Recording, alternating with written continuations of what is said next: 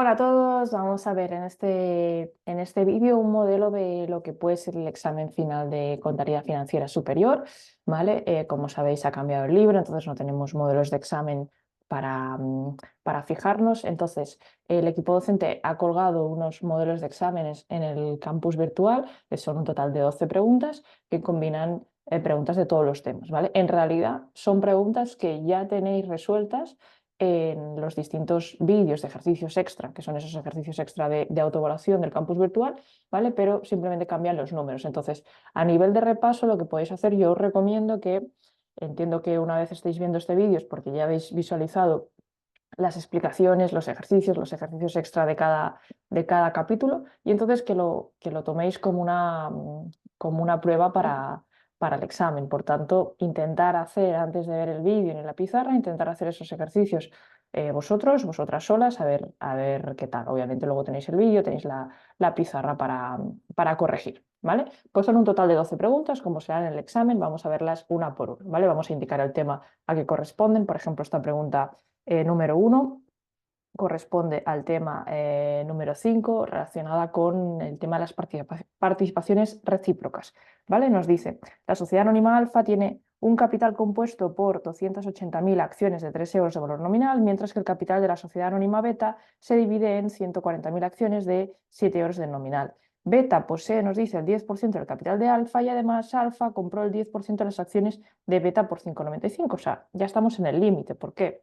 Por lo que nos dice la ley de sociedades de capital es que cuando hay participaciones recíprocas sin que, digamos, exista relación de dominante filial entre las dos empresas, estas participaciones no podrán exceder del 10% del capital de la otra empresa, ¿vale? ¿Qué pasa? Que si hay alguna que excede de este 10% en último lugar, es decir, la empresa que sobrepasa ese límite una vez se ha alcanzado, ahora lo veremos, tiene que, digamos, tiene que crear una reserva indisponible, primero de todo, y se tiene que comprometer a vender el exceso en un año, ¿vale? Por tanto, aquí vemos que hay dos empresas, vamos a poner el dibujito, tenemos la empresa Beta y tenemos la empresa Alfa,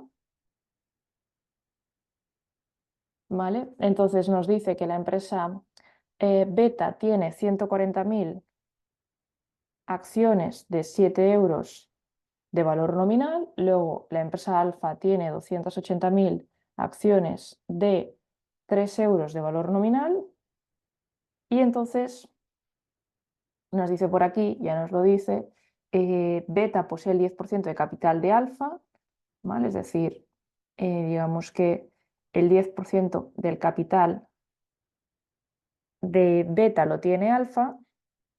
Bueno, lo he puesto al revés, ¿vale? Pero también nos pasa al revés y dice además, Alfa compró el 10% de las acciones de Beta por 5,95, ¿vale? O sea, mutuamente tienen una participación recíproca del 10%. Dice, en este momento, o sea, que ya estamos en el límite, Alfa adquiere 4.200 acciones más de Beta por 6,58 por acción. Esta última operación, ¿qué supondrá contablemente para Alfa? Pues Alfa, que es quien se está sobrepasando, ¿vale? Ahora compra además 4.200 acciones de Beta a un precio de 6,58, ¿vale? Lo cual si multiplicáis nos da 27.636. Es decir, contablemente Alfa va a registrar la compra de las participaciones primero como un activo financiero, como una inversión en el patrimonio de la otra empresa, ¿vale? Es decir, no nos lo piden realmente, pero vamos a hacer los dos asientos, serían 27.636 por el activo financiero. Aquí se utilizaría la cuenta participaciones a largo plazo en partes vinculadas, ¿vale? Partes vinculantes. Esto sería el activo financiero. Esto se pagaría por bancos, ¿vale? La misma cantidad, pero por la ley de sociedades de capital estaría obligada esta empresa a constituir una reserva especial, ¿vale? Una reserva por la participación recíproca. Esto se hace con cargo a reservas voluntarias, ¿vale? Es decir, la reserva voluntaria, que es una reserva disponible, se le quita el dinero de aquí, disminuye el patrimonio neto, por un lado, por la misma cantidad, 27.636, y se crea una reserva. Al final es indisponible, ¿vale? No se puede utilizar hasta que llegue el momento en que se venda esta participación y se pueda eliminar la la reserva, ¿vale? Esto sería una reserva especial por participación recíproca. Aquí diríais, pues qué tontería si lo sacamos de una reserva y lo ponemos en otra reserva. Pero la clave aquí es que lo sacamos de unas reservas disponibles que la empresa podría utilizar para repartir dividendos, etcétera, y lo pasamos a reserva indisponible, que la empresa no puede utilizar hasta que no se deshaga de estas participaciones que exceden ese 10%, 27.636, ¿vale? Por tanto, aquí la respuesta correcta sería, que ya lo pone aquí marcado, crear una reserva por la participación recíproca indisponible de esta cantidad, ¿vale? Respuesta correcta, la B. Vale, vamos con la siguiente pregunta, que en este caso es del tema número 6, ¿vale? Sobre los empréstitos. Ya vimos que hay distintos empréstitos simples, empréstitos convertibles, empréstito con canjeable, ¿vale? En este caso nos sale un empréstito compuesto. Vamos a verlo. Dice, el 1/6 del año 0, una sociedad anónima emite un empréstito compuesto por 25.000 bonos de valor nominal 50 que incorpora una opción de comprar una acción antigua al precio medio de mercado del trimestre anterior. De hecho, esto es un instrumento financiero híbrido, ¿vale? Que también vimos la contabilización y el tratamiento según las normas de registro y valoración. Ahora vamos a verlo. Dice, a la fecha de ejercer la opción compra el día 1/6, ¿vale? El día que emite el empréstito, vale, además pagará un cupón anual del 3,21 hasta su vencimiento dentro de 4 años desde su emisión. En la emisión, las operaciones similares sin la opción de compra tienen un tipo de interés efectivo, un TIE del 3,45, y luego ya nos dan la información del cierre. Vale, entonces, realmente nos va a pedir la contabilización al cierre, ¿vale? Pero tenemos que hacer primero lo que haríamos en el momento inicial, ¿vale? A 1/6 vamos a contabilizarlo como un instrumento, vamos a poner un poco la norma aquí, un instrumento financiero híbrido, porque se compone de dos componentes, ¿vale? Por un lado, el empréstito como tal, que serán unos títulos que irán pagando unos intereses, ¿vale? Y una devolución del principal al final. Ese empréstito como tal será un pasivo financiero que se va a valorar a coste amortizado, ¿vale? Esto sería la deuda principal.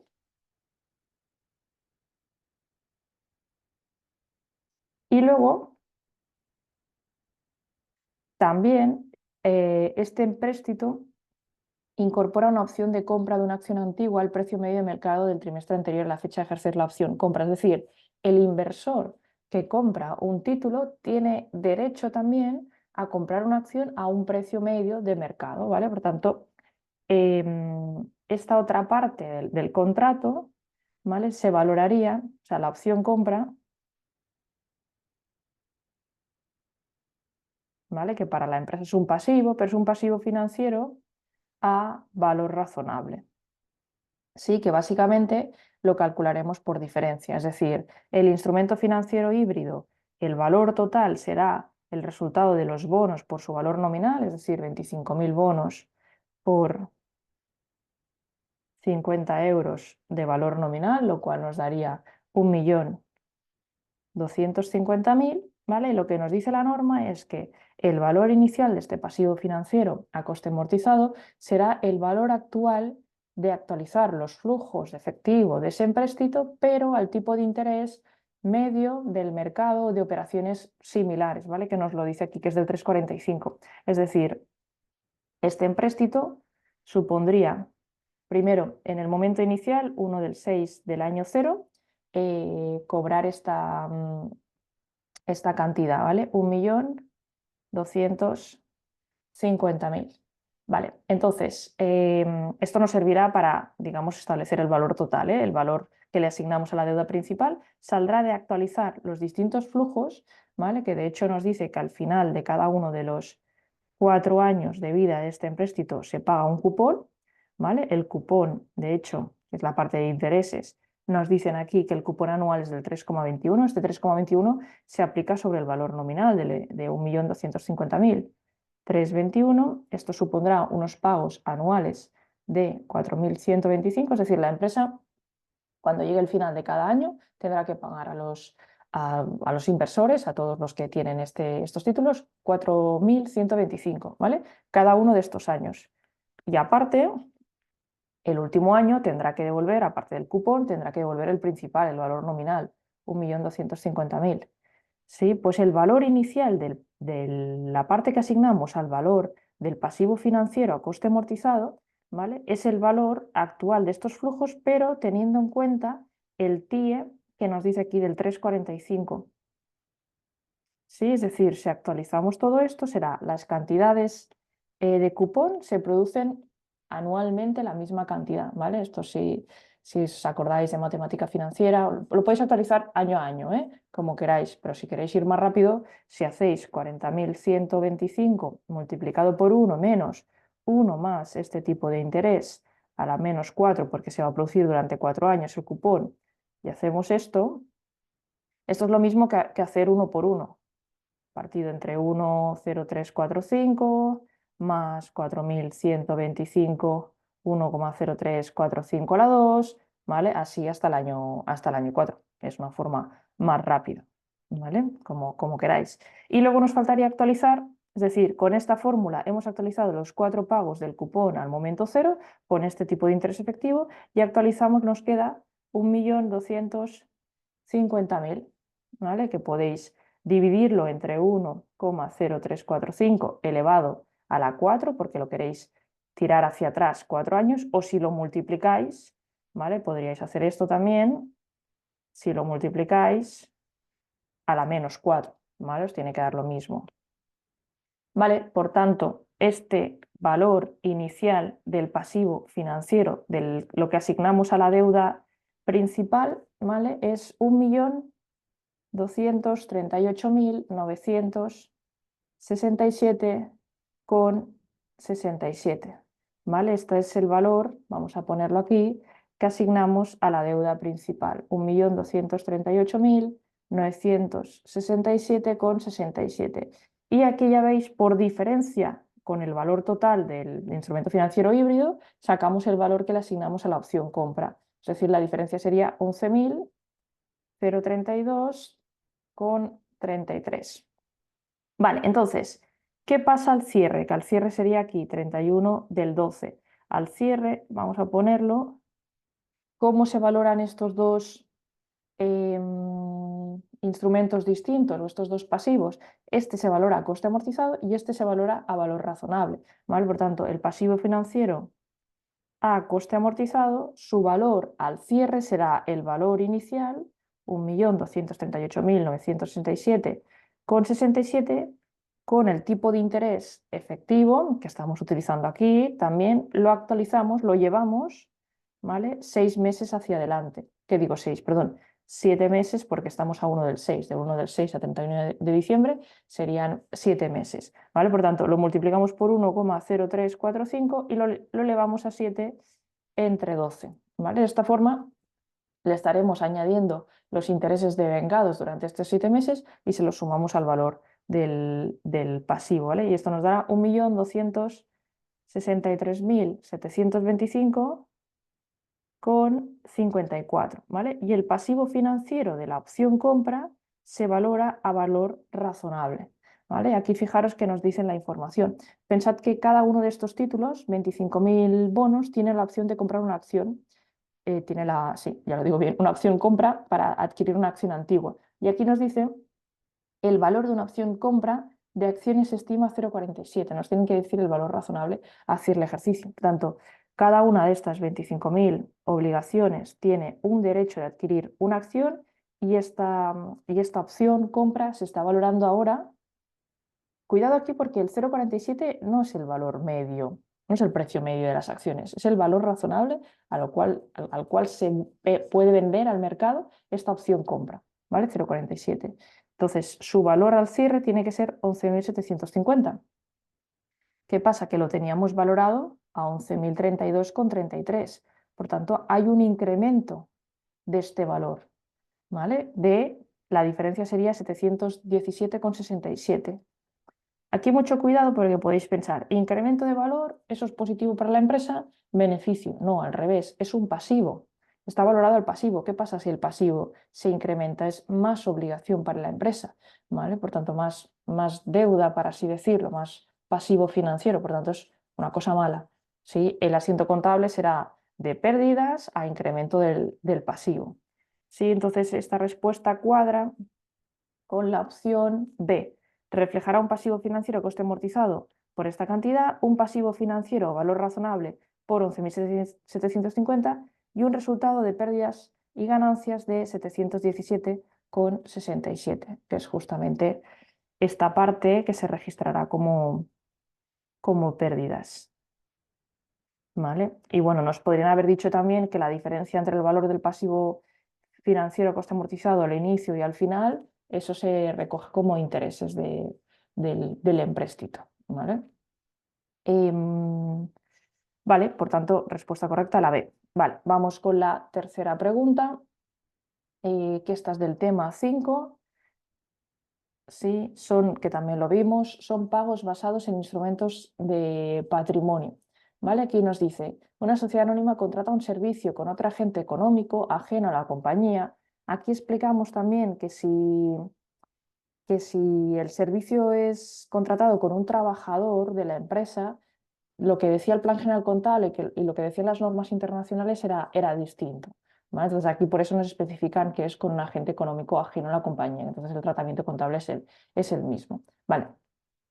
Que abonará mediante la entrega de 6.000 acciones propias adquiridas en bolsas en el momento de liquidación, dentro de 10 meses, o su contravalor en efectivo, según decida el agente económico. Es decir, el agente económico, que es esta persona o empresa ajena a nuestra empresa, en el vencimiento puede decidir cobrar el servicio mediante efectivo o mediante acciones. ¿Vale? Aquí vimos que había de hecho 3 tipos de pagos basados en instrumentos de patrimonio. Si la liquidación era en acciones, ¿vale? Si la liquidación era en efectivo, pero en función del valor de las acciones, o si la liquidación era un poco de las dos formas a decisión del agente, ¿vale? Sería el caso.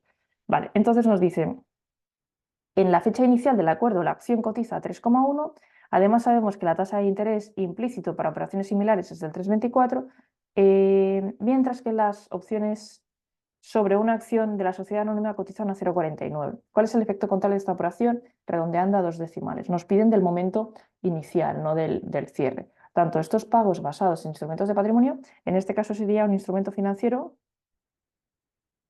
compuesto. ¿Vale? ¿Qué significa esto? Pues que está compuesto por 2 elementos, ¿vale? Por un lado, el pasivo financiero, por la deuda principal que se va a valorar a coste amortizado, ¿vale? Aplicando el tipo de interés efectivo, y por diferencia, que es la opción de que digamos, el agente pueda cobrar mediante efectivo, mediante acciones propias, se valora como instrumento de patrimonio neto. ¿Vale? Por tanto, vamos a reconocer una cuenta de patrimonio neto y una cuenta de pasivo financiero. ¿Vale? Y esto básicamente, como hemos visto antes, por diferencia. ¿Vale? De hecho, similar a lo de antes, porque el valor inicial que se le da al pasivo financiero es el valor de actualizar el pago al tipo de interés de operaciones similares. ¿Vale? Es decir, el instrumento financiero compuesto inicialmente se compone por el valor inicial, perdón, del total, ¿vale? Que es lo que tendremos que repartir entre estos dos. Serán estas 6.000 acciones que nos dice que en la fecha inicial se cotizaba a 3,1. Por tanto, si ahora mismo tuviéramos que liquidar esta deuda, ¿vale? Nos tocaría pagar lo equivalente a 6.000 acciones a 3,10, 18.600. Vamos a ver qué asignamos a la deuda principal y qué asignamos al instrumento de patrimonio neto. Entonces, la deuda principal, aquí tenéis que hacer un poco lo mismo. En la liquidación, que nos dice dentro de 10 meses, este valor final lo tenemos que actualizar al valor actual con el tipo de interés de operaciones similares del mercado. ¿Vale? 18.600 Aquí lo partimos, cuidado, por 1 más este tipo de interés de operaciones similares, que es del 3,24, elevado a, lo tiramos hacia atrás, 10 de los 12 meses que tiene el año, ¿vale? Y esto nos quedaría por 18.112,27, ¿vale? Por tanto, este es el valor que asignaremos a la deuda principal, perdón, 18.112,27 y por diferencia en los 18.600, 487,73 el valor que asignamos al patrimonio, al elemento de patrimonio neto.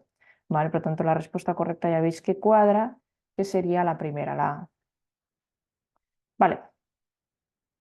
Venga, siguiente pregunta. Esta es del tema 1. De hecho, nos había salido, bueno, todas nos habían salido en los ejercicios extra. Dice, esta fue un poco rebuscada, la verdad, por tal como nos daban la información. Dice, una sociedad anónima solo dispone en su patrimonio neto contable, valorado en 3.976.000 euros, de las aportaciones realizadas por sus accionistas en forma de acciones. Inicialmente emitió 280.000 acciones a la par. Esto significa que las emitió al valor nominal, sin prima de emisión. Posteriormente realizó un aumento en proporción de una acción nueva por cada 2 acciones antiguas, del mismo nominal que no conocemos, emitida sobre la par y con un desembolso, tampoco sabemos el porcentaje de prima de amortización, pero sabemos que se han emitido con un valor de emisión superior al valor nominal y con un desembolso del 85%, que supuso una entrada de liquidez de 1.736.000 euros. Dice, ¿cuál es el importe total de la prima de emisión en euros? ¿Vale? Aquí nos podían preguntar varias cosas con este enunciado. Vale, primero, nos están diciendo que el patrimonio neto contable, que será la diferencia de todas las cuentas, es 3.976.000 euros, ¿vale? Que la parte también del capital social se compone de la aportación inicial, que son 280.000 acciones, al valor nominal que no sabemos, y la segunda, que es la ampliación de capital, se emitieron una acción nueva por cada 2 antiguas. Por tanto, de las 280.000 que había, se emitió una nueva por cada 2 antiguas, ¿vale? 140.000. Se emitieron a un valor nominal, que es el mismo que antes, pero no sabemos, pero también con una prima de emisión. Pero sabemos que esto de aquí, esta segunda ampliación, bueno, había la aportación inicial, que la ampliación de capital posterior supuso un desembolso de 1.736.000. Vale, entonces sabemos que el patrimonio neto contable, ¿qué cuentas tienen que figurar dentro del patrimonio neto contable? Pues tendremos unas cuentas sumando, otras cuentas restando, ¿vale? Este valor de aquí irá sumando, ¿vale? Es decir, los 3.976.000, que es el patrimonio neto contable, tiene que ser, por un lado, estos 280.000 por el valor nominal. Luego, realmente, el valor de la segunda ampliación, que es 140.000 por el valor nominal. Esto será un poco el importe que irá en la cuenta capital social, ¿vale? Voy a hacer así porque me quepa todo. Vale, luego también tendremos la partida de la prima de emisión. Lo que contabilizaremos en la cuenta prima de emisión será los 140.000 acciones por la prima de emisión. Pero luego tendremos una cuenta que será socios por desembolsos no exigidos, que será la parte que no se ha pagado, ¿vale? Entonces aquí sabemos que dice que se ha hecho con un desembolso del 85%, esta ampliación posterior, ¿vale? Sabemos también que la prima de emisión tiene que estar 100% desembolsada, por tanto, lo que figurará en el patrimonio neto contable en signo negativo, restando, será el valor de las 140.000 acciones por el 15% del valor nominal, ¿vale? Que será la parte pendiente, socios por desembolsos no exigidos. Y a la vez sabemos también que todo esto, ¿vale? Porque es la entrada de liquidez, que pagaron los socios, pagaron realmente el 85% del valor nominal, esto lo podéis juntar. ¿vale? Esta parte menos esta parte de aquí se quedaría como 140.000 acciones por el 85% de valor nominal, ¿vale? Más 140.000 acciones por la prima de emisión. Esto es lo que desembolsaron todos los socios, ¿vale? Y esto supuso una entrada de liquidez de 1.736.000 euros. Por tanto, fijaros, hemos conseguido una fórmula en la que únicamente tenemos la incógnita del valor nominal, ¿vale? Traspasando esto sería 3.976.000, que es el valor del patrimonio neto contable, nos tiene que dar 280.000 por el valor nominal más esta cantidad del desembolso. De aquí, si despejamos esto, voy a añadir una página más que no me va a caber. Vale, decía, si despejamos esto pasando esta cantidad, restando al lado contrario y el resultado lo dividimos entre los 280.000, tendremos que el valor nominal es 8 euros. ¿Sí? Vale, por otro lado, con esta fórmula podemos sacar, como ya tenemos voy a copiarlo, como ya tenemos el valor nominal, sustituimos, ¿vale? El valor nominal tiene que ser 8 euros y todo esto nos tiene que dar 1.736.000, ¿vale? Sacaremos, trabajando con esta fórmula, al final aquí había varias maneras de llegar, ¿eh? Pero si calculamos esto, déjame hacerlo, perdón, que lo tenía con un poco más de pasos, 140.000 por 0,85 por 8 euros, 952.000. Esto lo podemos pasar restando al lado contrario, ¿vale? Lo cual nos va a dar 784.000, que si lo dividimos entre los 140.000, que los pasaremos dividiendo al otro lado, nos va a dar una prima de emisión igual a 5,60, ¿vale? De hecho, no voy a necesitar esta hoja. Vale, entonces realmente nos pide el importe total de la prima de emisión en euros, ¿vale? Entonces, como se han emitido un total de 140.000 acciones nuevas, cada una con una prima de emisión que se ha desembolsado obviamente al principio de todo, de 5,60 nos da 784.000. ¿Sí? Respuesta correcta, la C. ¿Vale? Esto igual es más de aplicar temas matemáticos que de contabilidad, pero bueno, sabiendo que nos ha salido, pues bueno, veis un poco cómo llegaríamos a la respuesta. Venga, vamos con el ejercicio número 5. Este es del tema 4, perdón.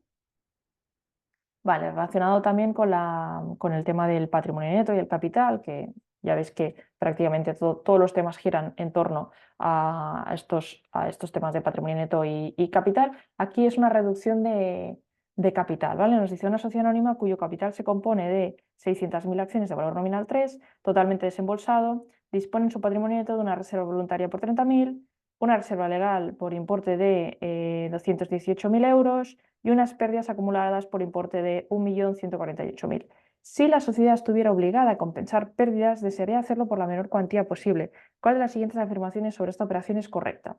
Vale, aquí obviamente tenemos que aplicar, al final los ejercicios son prácticos todos, pero tenemos que aplicar la teoría, tenemos que aplicar las leyes o las normas de registro y valoración.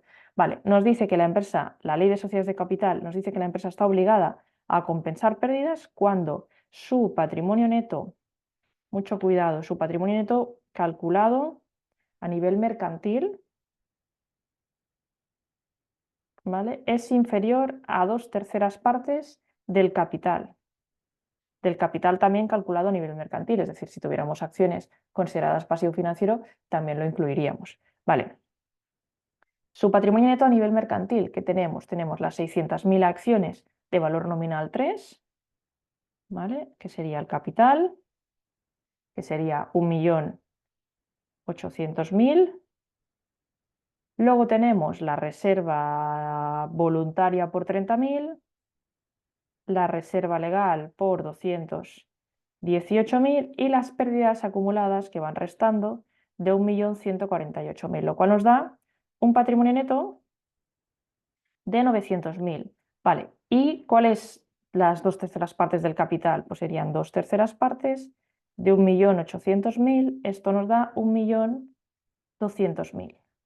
Vale, por tanto aquí ya veis que el patrimonio neto es inferior a 2/3 partes del capital, por tanto aquí diríamos que la empresa está obligada a compensar, a reducir capital para compensar pérdidas. Ahora bien, en este punto teníais dos opciones, que el enunciado os dijera lo va a hacer por la máxima cantidad posible, que esto significa eliminar todas las pérdidas, o puede hacerlo por la menor cuantía posible para restablecer digamos, el equilibrio, ¿vale? de su patrimonio neto. Vale, entonces, cuando la reducción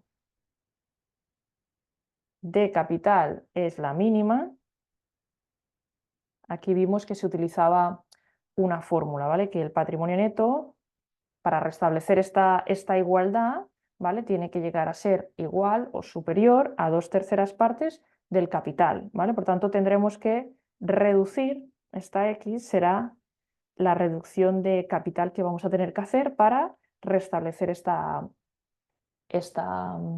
fórmula o esta igualdad, ¿vale? Entonces, de aquí, esta fórmula es un poco para que veáis de dónde viene esta incógnita, que sería la parte que utilizaremos de capital social. Pensad que utilizaremos capital social, que utilizaremos primero todas las reservas disponibles, es decir, los 30.000, y que luego también utilizaremos una parte de reserva legal, ¿vale? Teniendo en cuenta que la reserva legal, después de la reducción, tiene que quedar a un 10% del nuevo capital, ¿vale? Estos son mediante la aplicación de estas fórmulas, ¿vale? Si despejamos esto, será el capital social previo menos, si pasamos esto al lado contrario, lo pasamos haciendo la inversa, 3 entre 2 multiplicado por el patrimonio neto, ¿vale? Si sustituimos aquí, será capital social 1.800.000 menos 3/2 de 900.000, esto nos da 450.000. ¿Vale? Por tanto, esta será la reducción de capital que utilizaremos para compensar pérdidas. Vale. Luego, ¿qué parte puedo utilizar de reducción de reserva legal para compensar pérdidas? Pues aquí teníamos otra fórmula también. ¿Vale? La reducción de la reserva legal, la incógnita será la Y, ¿vale? Será la reserva legal anterior menos el 10% del capital después de la reducción, ¿vale? Es decir, la reserva legal anterior era 218.000 menos el 10% del capital después de la reducción, porque al final pensad que el capital se va a quedar teníamos un capital de 1.800.000, si reducimos 450.000 se va a quedar en 1.350.000, ¿vale? Si hacemos toda la fórmula, Y, que es la reducción de reserva legal, será 218.000 menos el 10% de esta cantidad, 135.000. Perdón, 135.000 era al aplicar el 10%, perdón, 83.000.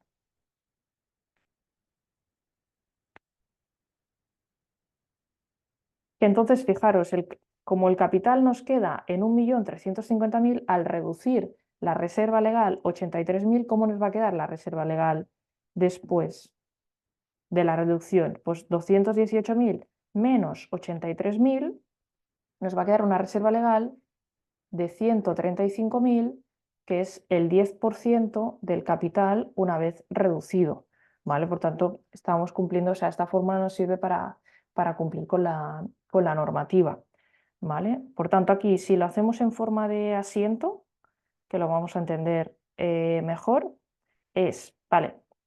¿Qué partidas utilizamos para compensar pérdidas? Utilizamos del capital estos 450.000.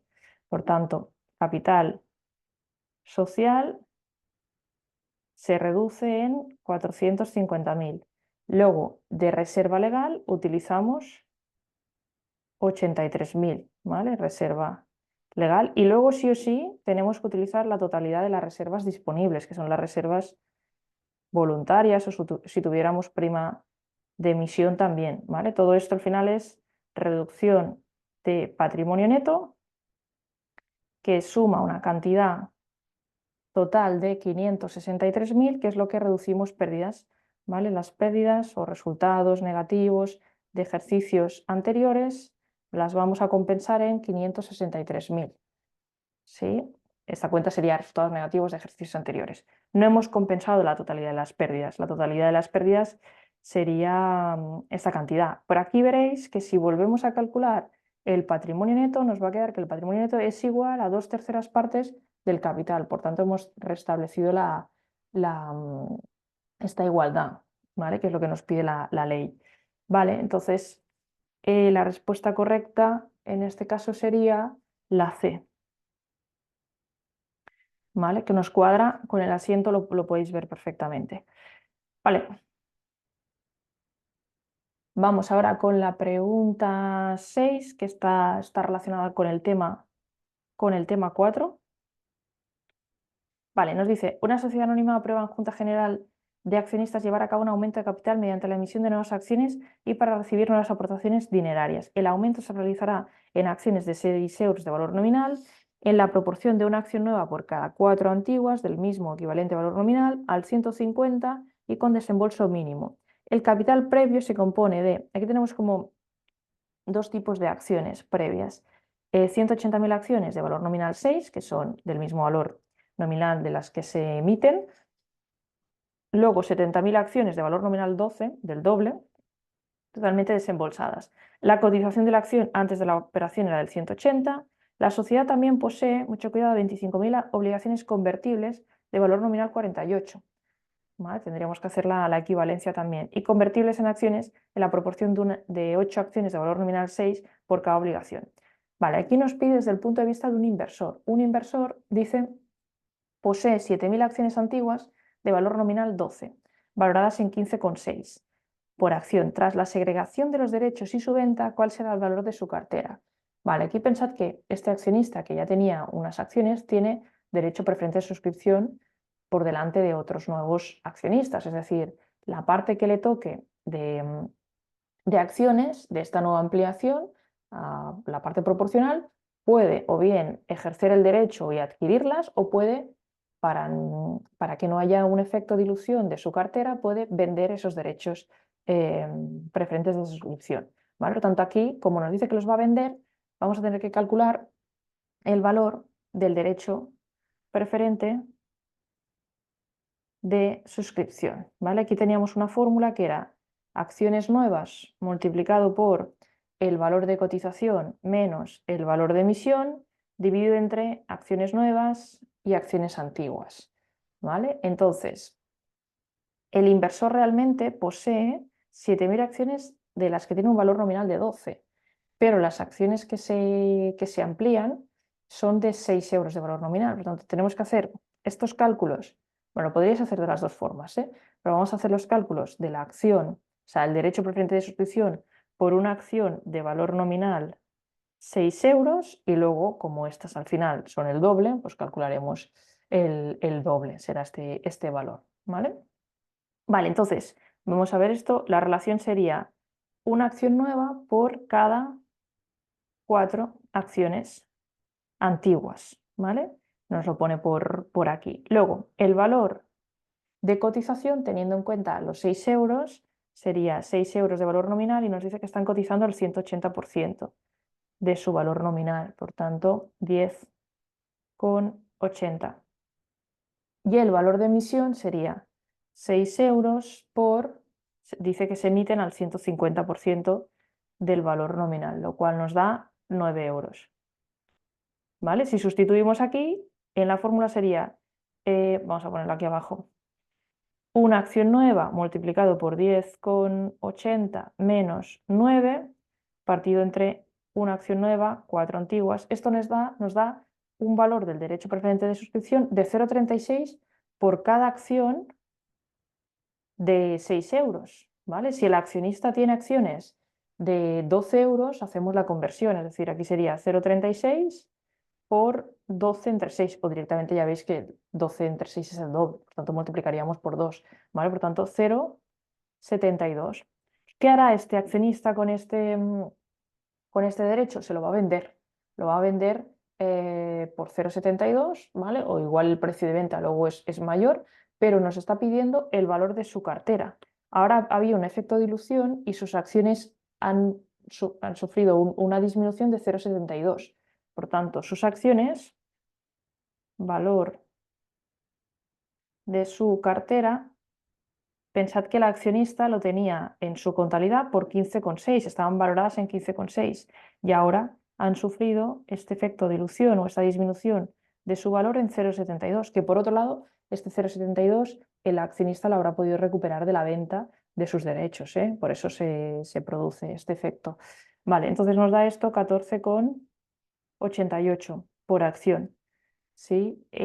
Tendrá igualmente las 70.000 acciones, pero valoradas a 14,88, ¿vale? Esto sería la respuesta correcta. Vale, pues vamos a dejar aquí esta primera parte. En la segunda parte del vídeo, para no hacer un vídeo muy largo, veremos las 6 preguntas que nos quedan a continuación. ¿De acuerdo? Pues saludos a todos, hasta el siguiente vídeo.